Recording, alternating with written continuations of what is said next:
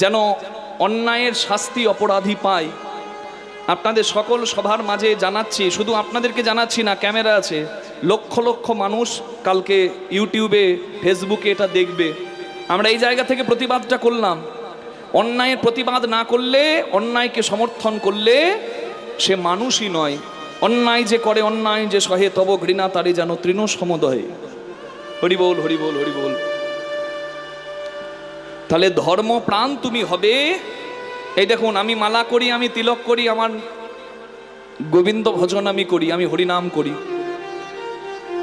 কিন্তু বলুন দেখি, যদি আজকে দেশ রক্ষার দরকার হয়, আমি কি নামের মালা জপ করতে করতে বলবো নিতাই সব করবে, গৌর সব করবে, নিতাই গৌর নেমে আসবে?